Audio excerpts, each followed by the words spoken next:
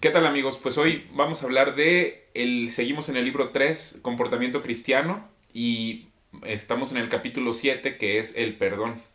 Y C.S. Lewis aquí lo empieza muy interesante. Dice que habíamos dicho que la castidad era a lo mejor una de las virtudes más impopulares acerca del cristianismo, pero él tiene las dudas que si no es más bien esta doctrina del perdón, perdonar a los enemigos, porque o incluso respecto a esta regla de oro que dice amar al prójimo como a ti mismo, pues dentro del prójimo está el enemigo, ¿no? O una persona que te ha hecho daño. Entonces todo el mundo dice, es una linda idea este tema de perdonar a alguien que te ha hecho daño hasta que te toca a ti perdonar a alguien, ¿no? Entonces ya cuando te toca perdonar, alguna persona va a decir, esa virtud hasta me parece desagradable o despreciable u odiosa, ¿no? La misma virtud. Y entonces él dice, bueno, pues no sé si yo estando en una situación donde tuviera que perdonar a lo mejor a un crimen de guerra, si yo lo pudiera hacer, ¿no? Entonces, así como si me pusieran en la posición de renegar acerca del cristianismo, pues él nunca estuvo en esa situación. Entonces dice, no, no creo que sea tan fácil ya cuando llegamos a la realidad de tener que perdonar al enemigo, ¿no? O a una persona violenta. Y entonces él dice, bueno, pero a ver, entonces, si la regla de oro dice que debo amar al enemigo como a mí mismo, entonces vamos a ver qué significa amarme a mí mismo, ¿no? Entonces ya se pone a pensar, dice, en mis momentos más lúcidos me doy cuenta de mi maldad y cuando estoy en mis peores momentos pienso que yo soy perfecto, ¿no? Y que yo me amo a mí mismo porque soy perfecto, pero cuando ya me doy cuenta de las cosas malas que hago, de las que soy capaz de hacer o de las que hice en el pasado y sin embargo me sigo amando a mí mismo, entonces puedo encontrar la diferencia entre odiar las acciones de alguien y amar a la persona, ¿no? Que le parecía como infantil este concepto de odiar el pecado y amar al pecador, pero eso mismo lo hago conmigo mismo, ¿no? Cuando me pongo a pensar, a pesar de mi codicia o de mi desenfreno o de mi mala conducta, me sigo amando a mí mismo, ¿no? Y no siempre significa amarme a mí mismo pensar que soy una buena persona y por lo mismo, por lo tanto, de nuestro enemigo, amarlo no significa pensar que son buenas personas o ser indulgentes con ellos, sino que cuando me doy cuenta de que hay algo que soy cobarde o codicioso,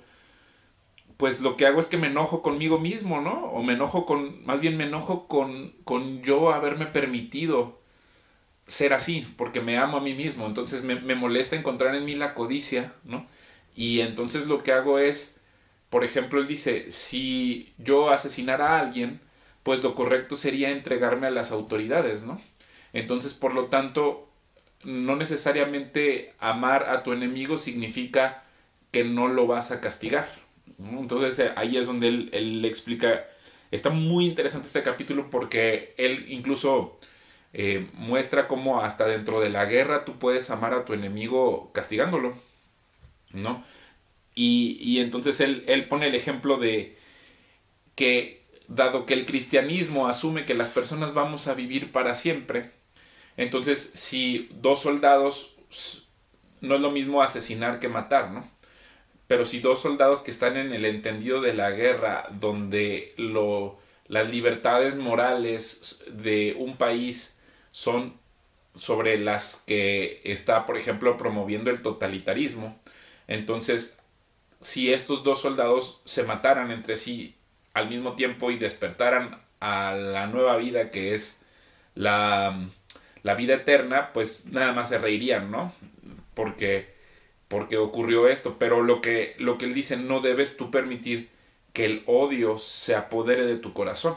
Si en tu corazón está anidando el resentimiento, y porque no tampoco se puede garantizar que por ser cristiano dejes de sentir odio por alguien, pero lo que sí puede garantizar a través del cristianismo es que ese odio no anida en tu corazón, sino que lo conviertas en perdón, para que no te conviertas en el tipo de criatura infernal que odia y que tiene resentimiento constantemente, ¿no? Sino que seas el tipo de persona que eres capaz de perdonar las deudas de los demás, porque dice que lo que se nos dijo, lo que nos dijo Jesús es que tú no vas a ser perdonado si no perdonas.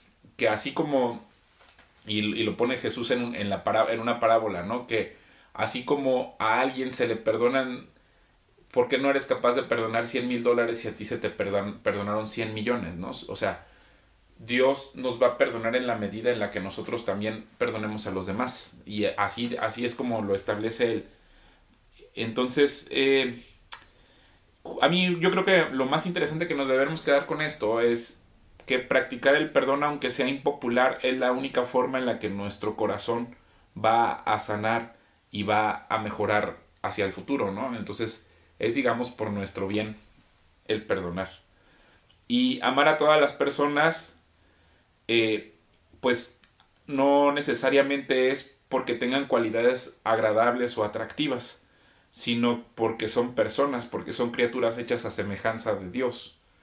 Porque así es como Dios nos ama, no nos ama porque seamos buenas personas o no nos ama por nuestras cualidades Dios, sino porque Él es amor y lo deposita en nosotros a pesar de nuestras maldades, ¿no? Entonces, creo que lo explica muchísimo mejor C. S. Lewis, pero bueno, eran los puntos donde creo que es importante poner atención. Muchas gracias.